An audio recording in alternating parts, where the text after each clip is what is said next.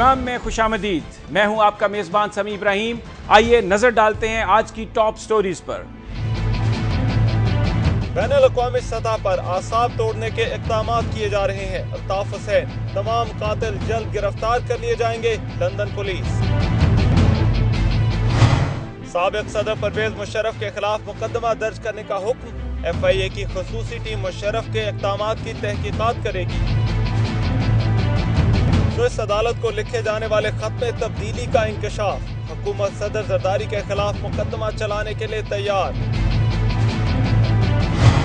तहरीक इंसाफ के मौके पर सोशल मीडिया में बहस जारी। को एजुकेशन की मुखालिफत पर कारकुन हैरान।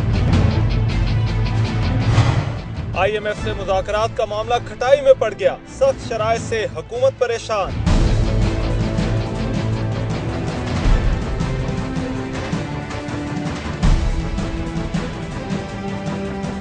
मुत्तहिदा कौमी मूवमेंट के कायद अल्ताफ हुसैन ने कहा है कि कौमी सतह पर ही नहीं बल्कि बैनुल-अक़वामी सतह पर भी उनके आसाब तोड़ने और उनके साथियों को खौफजदा करने के लिए अफसोसनाक इक़दाम किए जा रहे हैं। कारकुनान अपनी सफ़ों में भरपूर इत्तेहाद रखें। दूसरी तरफ हम देखते हैं कि लंदन में डॉक्टर इमरान फारूक कत्ल केस में भी पुलिस ये दावा कर रही है कि मज़ीद पेशरफ्त हुई है और उनका ये कहना है कि वो जल्द कातलों को गिरफ्तार कर लेंगे। इस केस में बताया जा रहा है कि बहुत साइंटिफिक अंदाज में तहकीकात की जा रही हैं और जिन लोगों से पूछगिछ की गई है ये बताया जा रहा है कि उन्होंने कुछ इस हवाले से कुछ लीड स्टेटमेंट्स भी दी हैं। इस सारी सूरत हाल पर गुफ्तगू के लिए हमारे साथ मौजूद हैं MQM के मरकज़ी रहनुमा जनाब डॉक्टर फारूक सत्तार साहब। अस्सलाम वालेकुम डॉक्टर साहब। जी वालेकुम अस्सलाम समी भाई। डॉक्टर साहब, ये कायद MQM के उनका ये कहना है कि उनका बैनुल-अक़वामी सतह पर भी ये कोशिश की जा रही है कि उनको आसाब को तोड़ा जाए, उनके साथियों को खौफजदा करने की कोशिश की जा रही है। ये बयान फरमाइएगा कि ये जो जिस साजिश का या जिस कोशिश का वो जिक्र कर रहे हैं, आप क्या समझते हैं इसके पीछे कौन सी कुव्वतें हैं?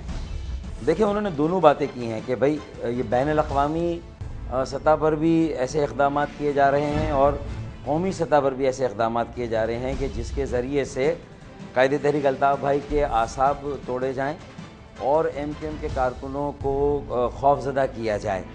अब देखें, अगर आप ये जो पूरा उनका बयान है उसको लें तो ये बात वाज़ेह हो जाती है कि इंतखाबी अमल के दौरान इंतखाबी मुहिम में जिस तरह MQM का रास्ता रोका गया, जिस तरह पाकिस्तान की इत्तेदाल और तरक्की पसंद सियासी जमातों का जो उनका एक किरदार है इंतहा पसंदी और दहशतगर्दी के ख़िलाफ़, तो जो इंतहा पसंद दहशतगर्द थे उन्होंने असल में इलेक्शन कंडक्ट किया था। ये फ़खरुद्दीन जी इब्राहिम साहब नहीं थे, शायद बैतुल्लाह महसूद थे जिन्होंने इलेक्शन कराए थे, या हकीमुल्लाह महसूद थे, या उस वक्त वलीउर रहमान ज़िंदा थे, शायद उन्होंने ये इलेक्शन कराया था। तो इसको ज़रा सा आप इसके ताने बाने जोड़ें तो ये ऐसा महसूस हो रहा था कि एक सोचे समझे मंसूबे के तहत जो मजहबी जमातें हैं या दाएं बाजू की जमातें हैं उनको इंतखाबात में एक फ्री हैंड दिया गया और जो बाएं बाजू की थी, जो सेंटर लेफ़्ट की, जो तरक्की और इत्तेदाल पसंद जमातें थी, उनका रास्ता रोका गया। और उसके बावजूद भी ANP को बड़ा डैमेज हुआ, पीपल्स पार्टी को भी बड़ा डैमेज हुआ, लेकिन MQM ने उसके इन रुकावटों के बावजूद भी पहले से ज़्यादा नशिस्तें हासिल कर ली। तो इलेक्शन के नताइज और ये जो बैलेट की ताकत का मुजाहरा था, उससे शायद इन अनासर को जो है वो इत्मीनान नहीं हुआ। उन्होंने मज़ीद बमों और बुलेट के ज़रिए से हमारे इस बैलेट की कामयाबी को चैलेंज करना शुरू किया। साजिद कुरैशी जो हमारे नौमुंतखब रुकने सूबाई असम्बली थे, उनके बेटे वकास कुरैशी, उनके साथ उनका जिस तरह बेईमाना कत्ल हुआ है, ये जमहूरियत का कत्ल है, ये पाकिस्तान की बका और सालमियत के लिए एक बड़ा चैलेंज है, इंतहा पसंदी दहशतगर्दी खुद। तो हम बार बार ये बात कह रहे हैं। और फिर उसके बाद आज जो मकबूल बाकर साहब के साथ हुआ, तो अल्ताफ़ भाई ने असल में एक तो ये जो कौमी सतह पर जो सूरत हाल है, फिर हमारे ख़िलाफ़ गुज़िश्ता चंद माह से एक मख्फी किस्म का एक रियासती ऑपरेशन भी हो रहा है और हमने कोई उसमें जो है वो अधूरे अल्फाज भी नहीं कहे, अधूरी बात नहीं की, बल्कि बड़े वज़ाहत से कहा कि हमारे 8 साथी अब तक लापता हैं, हमारे 10 साथियों का मावरा अदालत कत्ल हुआ है, फिर हमारे 10 के करीब साथियों को सादा लिबास में लोगों ने अगवा किया और बाद में शहर के मुख्तलिफ इलाक़ों में उनकी लाशें हमें मिली। देखिए, बैनुल-अक़वामी सतह पर जो अल्ताफ़ भाई बात कर रहे हैं वो इसी इंतखाबी सिनेरियो में अगर आप जोड़ें कि जिस तरह MQM तो ऐसा लगता है कि ये 2014 की अगर हम तैयारी देखें, जो आलमी क़ुव्वतों का इस खित्ते से रुखसत होना है, अफ़गानिस्तान से निकलना है, वहाँ अमन और इस्तेहकाम को हर हाल में कायम करके नुमाइशी तौर पर ही सही अपनी जान छुड़ानी है। इस खित्ते में दोबारा इंतहा पसंदों, इस खित्ते को शायद दोबारा इंतहा पसंदों और दहशतगर्दों के हवाले करके जाना है। तो ये पाकिस्तान में भी जो ये इंतहा पसंदी और दहशतगर्दी का जो रीसर्जेंस नज़र आ रहा है, एक मरतबा इसने फिर जिस खौफनाक तरीके से सर उभारा है, तो अल्ताफ़ भाई एक तो इस तनाजुर में ये सारी बात कर रहे हैं, और दूसरी बात अगर डॉक्टर इमरान फारूक भाई के जो शहादत है और उनके कत्ल का मुकदमा है और उसमें तफ्तीश की जहाँ तक बात है, MQM का रोज़े अव्वल से ये मौक़िफ़ रहा है कि हम हर हाल में ताउन करेंगे, क्योंकि हम भी चाहते हैं कि इंसाफ के तकाज़े पूरे हो। ये हमारी बात रिकॉर्ड पर हैं। और हम ये भी समझते हैं कि जो वहाँ ये इदारे तहकीकात कर रहे हैं डॉक्टर इमरान फारूक भाई के मर्डर केस की, उन्हें भी उसी हद तक महदूद रहना चाहिए। हमने बारहा ये महसूस किया कि अब उनकी जो सरगर्मियाँ और इक़दामात हैं वो थोड़ा सा शायद उनके इस डोमेन से तजावुज़ कर रहे हैं। ये मुख्तलिफ़ तरीक़ों से MQM की जो एक तंजीमी तरीक़ाकार है उसका पूरा जायज़ा लेना, पूरी MQM को फोकस करना या स्टडी करना। मैं ये समझता हूँ कि जो भी सस्पेक्ट्स हो सकते हैं, बिल्कुल ये उनका पूरा हक़ है कि वो लोगों से बातचीत करें, उनका इंटरव्यू करें। तो मेरे ख़्याल में कुछ ऐसी हमने देखें, दानिस्ता हमारे अच्छे ताल्लुक़ात हैं जो UK की हुकूमत है उससे, और हम ये समझते हैं पाकिस्तान के भी हैं बड़े दोस्ताना ताल्लुक़ात हैं और MQM के भी बड़े वाजिबी ताल्लुक़ात हैं, जो एक सियासी जमात के किसी मुल्क से हो सकते हैं जो है वो बरास्ता उनके सफ़ारत जो कार है या जो सफ़ारत खाना है उसके ज़रिए से उनके जो वहाँ से वज़ीर आज़म वुज़रा आते हैं उनसे हमारी मुलाकातें होती हैं। तो मैं ये कहना चाह रहा हूँ कि इस बात को नज़र में रखने की ज़रूरत है कि कोई ऐसा इक़दाम मुबादा ना हो जाए जिससे कि ये तासुर जो है वो उस पर जो है वो जो है मजबूत हो कि ये MQM ने बैलेट की ताकत से जो है वो अवामी तायीद का मुज़ाहरा तो कर दिया, लेकिन उसके बावजूद भी कुछ अनासर यहाँ कौमी सतह पर जो इन नताइज को एक्सेप्ट करने के लिए तैयार नजर नहीं आते। बिल्कुल आपने तैयार नहीं है और MQM को इंगेज कर रहे हैं, MQM को दीवार से लगा रहे हैं। देखें, ये हमारा एक गुमान है जो यकीन की हद तक है, लेकिन है अभी भी गुमान। तो मैं ये नहीं कह रहा, और ये गैस वर्क भी है, ये हमारी सियासी जो तजुर्बा है उसका निचोड़ भी हम तजिया कर रहे हैं। अच्छा, ये बताइए, बिल्कुल आप 2 सालों से जी ये बयान फरमाइएगा डॉक्टर साहब कि अगर कोई इस किस्म की साजिश जैसे आपने बयान फरमाई बढ़ रही है, आगे चलती है और उसमें आपकी क़यादत को मुलव्वस कर दिया जाता है, तो फिर कोई स्ट्रेटजी आपने बनाई है किस तरीके से, क्योंकि ये तो बहुत बड़ा चैलेंज होगा आपकी जमात के लिए। मैं ये समझता हूँ कि जब हम पूरी तरह से इस बैनुल-अक़वामी जो इक़दामात हैं या इसके पीछे कोई साजिश है उसको एक्सपोज करेंगे, तो पाकिस्तान के अवाम जो अगर ऐसे इक़दामात हैं जो हम ये समझते हैं कि पाकिस्तान को अल्लाह ना करे डिस्टेबलाइज़ कर सकते हैं। कायदे तहरीक अल्ताफ़ भाई और MQM का एक वाज़ेह किरदार रहा है पाकिस्तान में जमहूरियत को मजबूत और मुस्तहकम बनाने के लिए।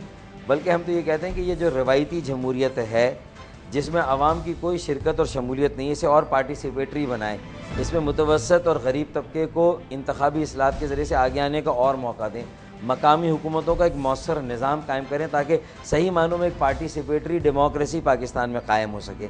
तो मेरे ख़्याल में हमारे पास जो नज़रिया और प्रोग्राम है पाकिस्तान को 21वीं सदी में ले जाने का, पूरी दुनिया में पाकिस्तान की साख को बहाल करने का, मैं समझता हूँ किसी के पास नहीं। और ये सारे जो दुनिया के जो ममालिक हैं, मैं समझता हूँ कि MQM के जो सियासी, जमहूरी, सेकुलर और एतदाल और तरक्की पसंदाना जो हमारे क्रीडेंशियल्स हैं उनसे अच्छी तरह वाकिफ़ हैं, और वो MQM के किरदार को भी समझते हैं कि गुज़िश्ता 10 सालों से जो ये दहशतगर्द, उससे बल्कि 10 सालों से ज़्यादा ये जो दहशतगर्दी के ख़िलाफ़ जंग हो रही है, तो उसमें बात ये कि कन्फ्यूजन और मसलहत को अगर ख़त्म करने की बात की तो अल्ताफ़ भाई ने बात की है, मकबूल बाकर ने बात की है, जो आज उन्हें सज़ा मिली है वो इसी बात की मिली है कि वो नज़रियाती तौर पर और जो इंसाफ का बोलबाला हो उसके लिए उन्होंने हमेशा काम किया। बिल्कुल आप दुरुस्त फरमा रहे हैं डॉक्टर फारूक सत्तार, जो कह रहे थे कि जो डॉक्टर इमरान फारूक कत्ल केस है ये बेहतर होगा कि तहकीकात सिर्फ उस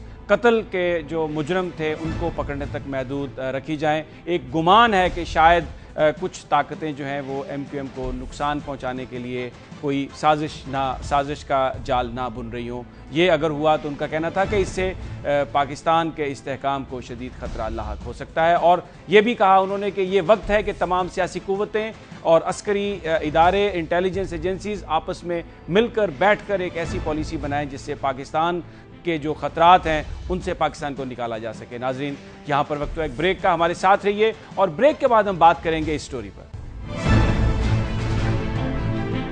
साबिक सदर परवेज मुशर्रफ के खिलाफ मुकदमा दर्ज करने का हुक्म। FIA की खुसूसी टीम मुशर्रफ के इक़दामात की तहकीकात करेगी। स्विस अदालत को लिखे जाने वाले खत में तब्दीली का इंकशाफ। हुकूमत सदर जरदारी के खिलाफ मुकदमा चलाने के लिए तैयार।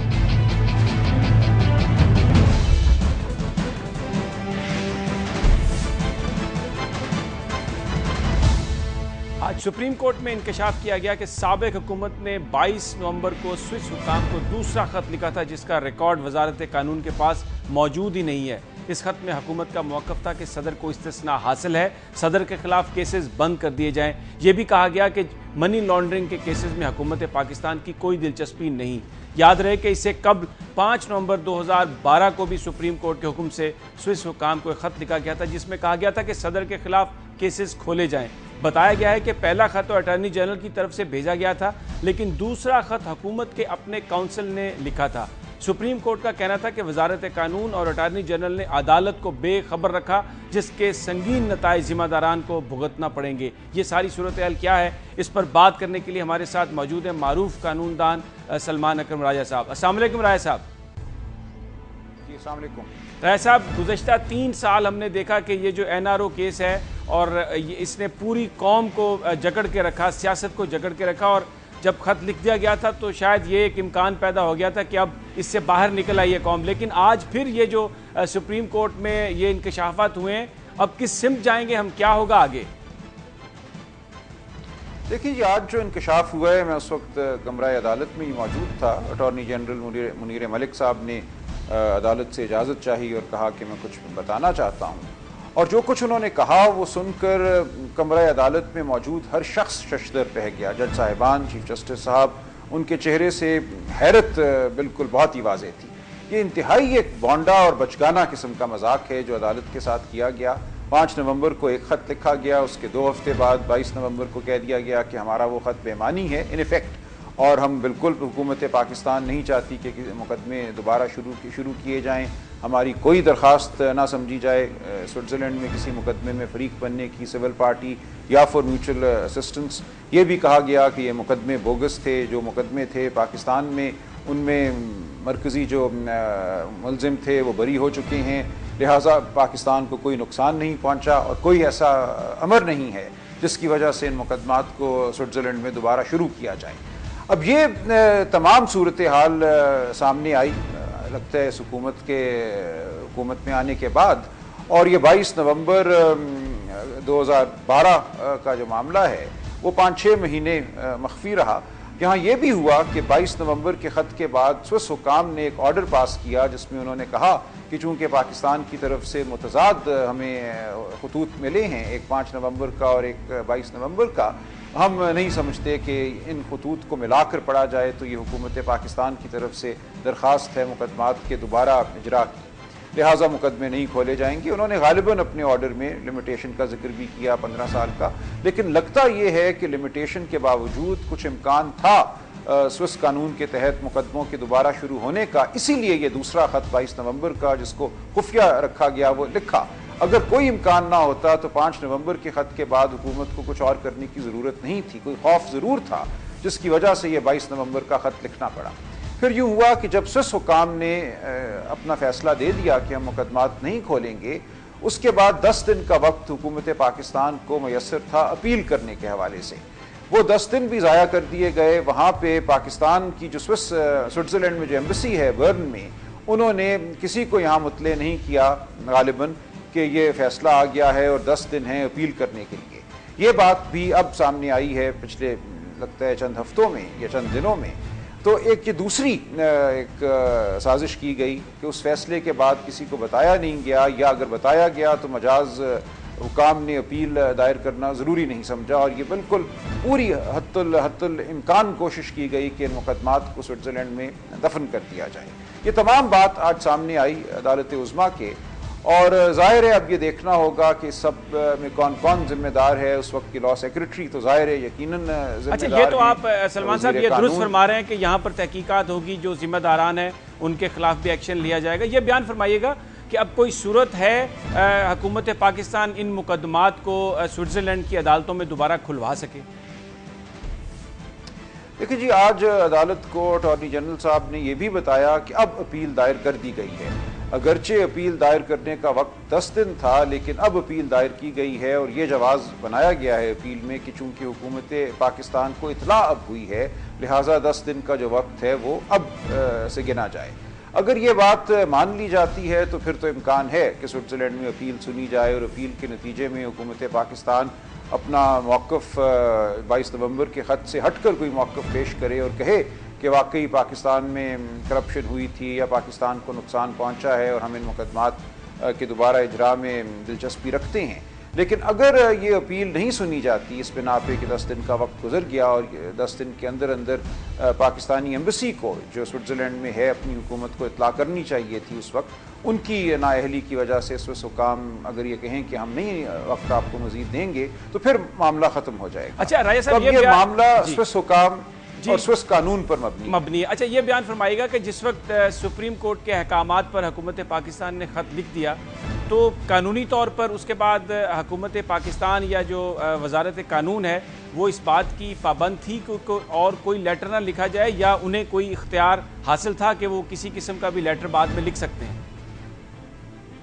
नहीं, बिल्कुल नहीं। जब आपने सुप्रीम कोर्ट के सामने ये एक ऐलान किया, उस वक्त के वज़ीर कानून साहब, दीगर हुकाम ने, वज़ीर आज़म ने, कि हम पूरी नेक नियति से फ़ैसले पर अमल कर रहे हैं और उस अमल दरामद के नतीजे में हम ख़त लिख रहे हैं, बल्कि ख़त का मतन सुप्रीम कोर्ट को दिखाया गया, उनसे अप्रूवल लेके वो ख़त लिखा गया, तो फिर क्या मानी है इस बात के कि आप उस ख़त की मुकम्मल नफ़ी कर दें चंद ही दिन बाद और कहें कि इस ख़त को रद्दी का टुकड़ा समझा जाए? तो ये मुकम्मल तौर पर सुप्रीम कोर्ट के साथ एक फ्रॉड हुआ है। सुप्रीम कोर्ट को एक एश्योरेंस देने के बाद, एक यकीन दहानी कराने के बाद, उससे उस वक्त की हुकूमत जो है वो फिरी है, और कोई मैं नहीं समझता कानूनी या अखलाकी जवाज़ हासिल था हुकूमत को ये करने का जो उन्होंने किया है। एक और आज अहम डेवलपमेंट हुई है इस्लामाबाद में। साबिक सदर जनरल रिटायर्ड परवेज़ मुशर्रफ के खिलाफ गद्दारी का मुकदमा चलाने के इक़दामात से मुतल्लिक जवाब सुप्रीम कोर्ट में जमा करा दिया गया है, और वज़ीर आज़म नवाज शरीफ ने सेक्रेटरी दाखिला को हदायत की है कि DG FIA अच्छी शोहरत वाले अफसरों पर मुश्तमिल एक स्पेशल तहकीकाती टीम तश्कील दें, जो मुशर्रफ के 3 नवंबर 2007 के गैर आइनी इक़दामात के हवाले से तहकीकात करे। वज़ीर आज़म ने यह भी हदायत की है कि इंक्वायरी की मॉनिटरिंग के लिए एक कमीशन बनाया जाए। सलमान राय साहब, ये भी एक बड़ी अहम डेवलपमेंट है। ये बयान फरमाइएगा कि जो ऑर्डर है इन्वेस्टिगेशन का, इसमें आप ये समझते हैं कि जो इन्वेस्टिगेशन टीम का स्कोप है उसमें वो जो बहुत सारे दूसरे जो लोग उस वक्त हुकूमत का हिस्सा थे, जो आर्म सर्विसेज में भी थे, उन तक ये तहकीकात कर सकेगी, उस रसाई होगी इस टीम को? देखिए, ये ऑर्डर तो मेरे सामने नहीं है, लेकिन उमूमी कानून यही है कि तफ्तीशकार जो है वो हर उस मामले को देख सकता है जिसका जुर्म से कोई ताल्लुक बनता हो। आप किसी तफ्तीशकार को, तफ्तीशी अफसर को ये नहीं कह सकते कि तफ्तीश करो लेकिन फ़लाँ बंदे के ख़िलाफ़ हरगिज़ तफ्तीश ना करना। जहाँ भी कड़ियाँ मिलेंगी तफ्तीशकारों को वहाँ जाना होगा, ये उनकी कानूनी ज़िम्मेदारी है। लिहाजा तफ्तीश के दौरान अगर कोई और अफसरान या दीगर ओहदेदारान जो हैं वो निर्वे में आते हैं तफ्तीश के, तो बिल्कुल उनके खिलाफ तफ्तीश होगी और उनका नाम बतौर मुल्जिम चलान में पेश भी किया जा सकता है जब मुकदमा। अच्छा, इसमें एक ये जो ऑर्डर है सलमान साहब, इसमें और जो पहला हुकूमत ने जवाब दाखिल कराया था 3 दिन कबल, उसमें वर्ड यूज़ किया गया था पर्सन्स जो हैं जो 3 नवंबर के इक़दामात के हवाले से, लेकिन अभी ये जो ऑर्डर है ये इसमें सिर्फ परवेज़ मुशर्रफ साहब का जिक्र किया गया। तो इससे हम ये समझें कि हुकूमत सिर्फ परवेज़ मुशर्रफ साहब के खिलाफ मुकदमा चलाने में दिलचस्पी रखती है?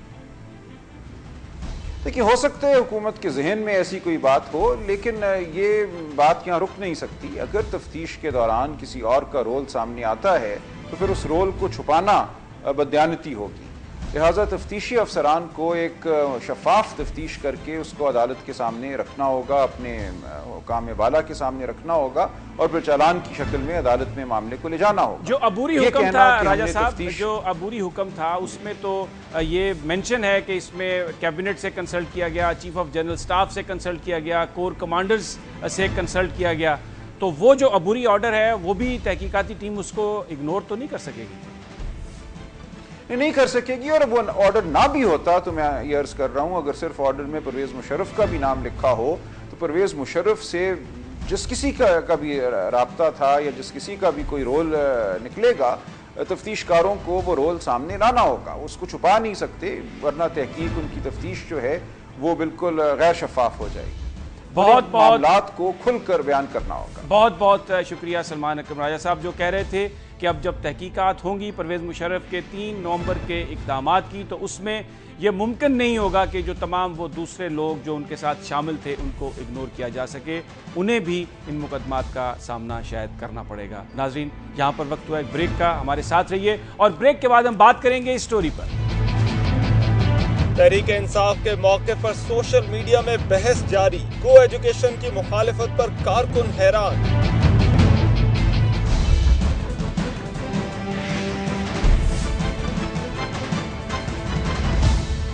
तहरीक इंसाफ का अहम इश्यूज पर क्या विजन है, इस हवाले से सोशल मीडिया और अवामी हलकों में एक बहस जारी है। बहुत से लोग ये कह रहे हैं कि इलेक्शन से पहले और इलेक्शन के बाद तहरीक इंसाफ का मौक़िफ़ बदला बदला नज़र आ रहा है और तहरीक के बाज़ रहनुमाओं की जानिब से को एजुकेशन की मुखालफत देखने में आ रही है। फिर पीटीआई के एक रहनुमा का ये बयान भी आया कि सलमान तासीर के कातिल मुमताज़ कादरी को फ़ौरन रिहा किया जाए, जबकि सब जानते हैं कि सलमान तासीर के कत्ल का मुकदमा अदालत में चल रहा है और अदालत को फैसला कर लेने देना चाहिए। इलेक्शन से पहले जमात इस्लामी और तहरीक इंसाफ में इख्तलाफात थे, लेकिन अब दोनों जमातें KPK की हुकूमत में शामिल हैं। जमात इस्लामी की एक अपनी मखसूस सोच है, जाहिर है जो पॉलिसियों पर भी असरअंदाज होगी। कल मौलाना फजलुर रहमान की वज़ीर आला KPK परवेज़ खटक से भी अहम मुलाकात हुई है। PTI और JUIP के एक दूसरे के ये जो करीब आ रहे हैं, इस हवाले से भी बहुत स्पेकुलेशन है और सोशल मीडिया इसमें बहुत आगे है। इस सारी सूरत हाल पर गुफ्तगू के लिए हमारे साथ मौजूद हैं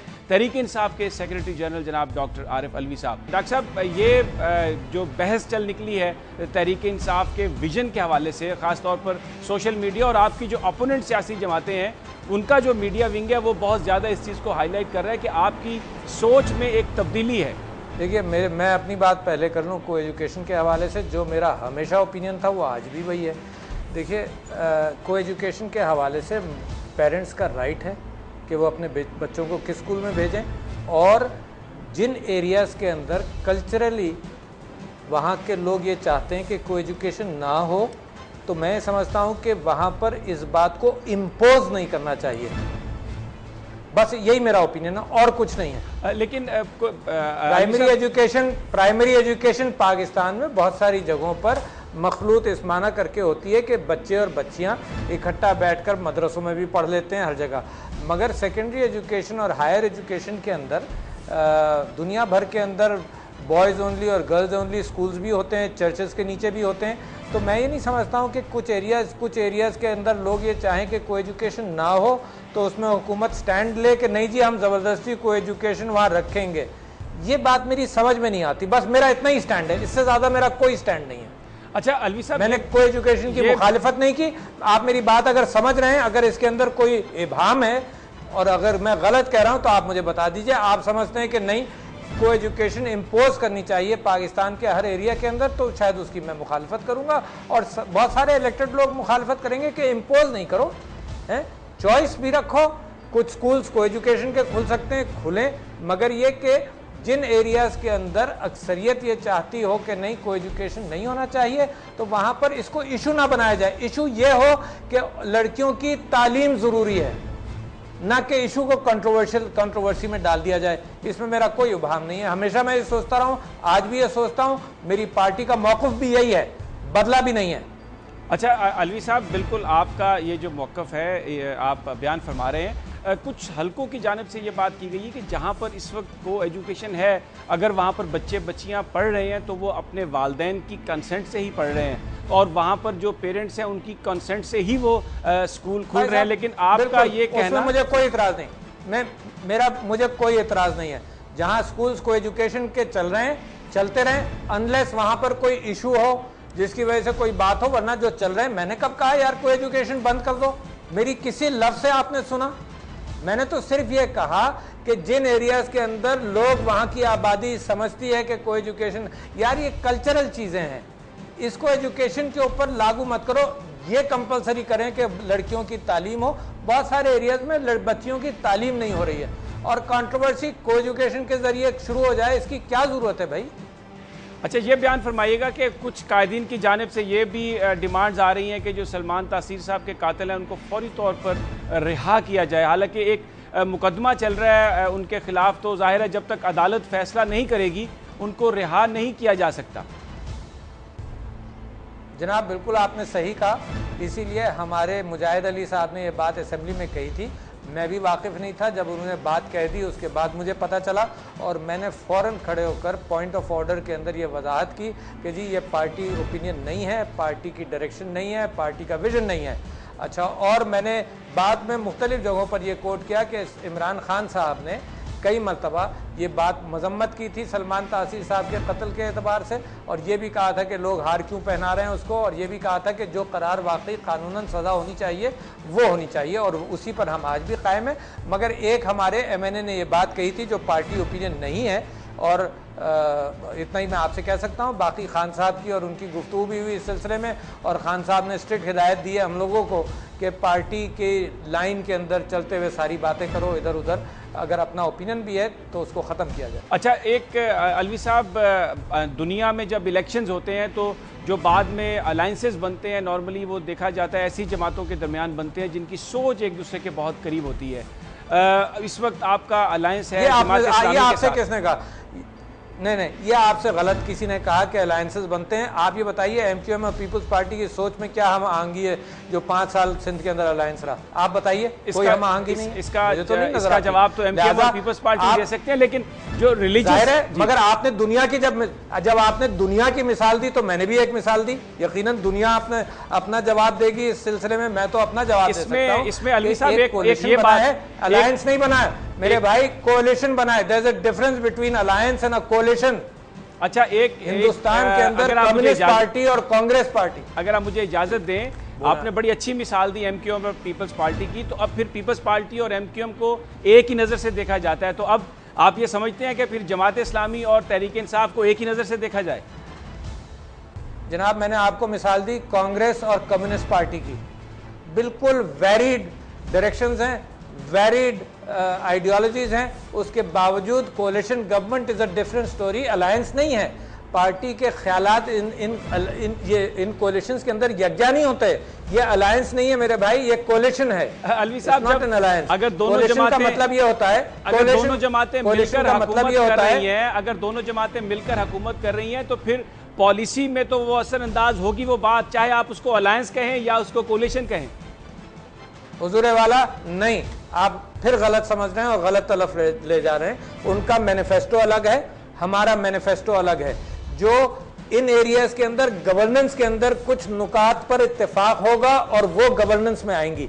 जरूरी नहीं है कि इस्लामी शरीयत की वो जिस अंदाज से पैरवी कर रहे हो तो हम भी वही करवाएं।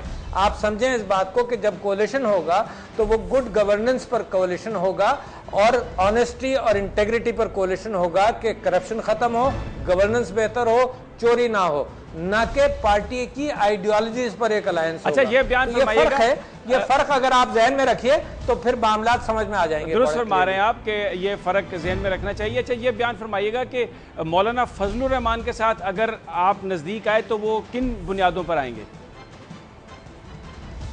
ये हाइपोथेटिकल क्वेश्चन है, मेरी तो समझ में नहीं आ रहा। अभी कोई बात अगर मौलाना फजलुर रहमान के साथ कोई कोalition बन रहा होता तो मैं आपको बता देता कि जी इन बुनियादों पर। बहुत बहुत शुक्रिया आरिफ अलवी साहब, तहरीक इंसाफ के चीफ विप हैं, कौमी असम्बली में अहम लीडर हैं। वो कह रहे थे कि विजन उनका वही है जो तहरीक इंसाफ का पहले था और जो मुख्तलिफ जमातों के साथ उन्होंने हाथ मिलाया वो कोलिशन है, अलायंस नहीं है। और अगर उनका नज़रिया दूसरी जमातों के साथ ना मिला, किसी जगह पर कोई इख्तलाफ हुआ, तो शायद वो काम उनकी हुकूमत नहीं करेगी। नाज़रीन हमारे साथ रहिए, यहाँ पर वक्त हुआ एक ब्रेक का, और ब्रेक के बाद हम बात करेंगे इस स्टोरी पर। IMF से मुज़ाकरात का मामला खटाई में पड़ गया, सख्त शराइत से हुकूमत परेशान।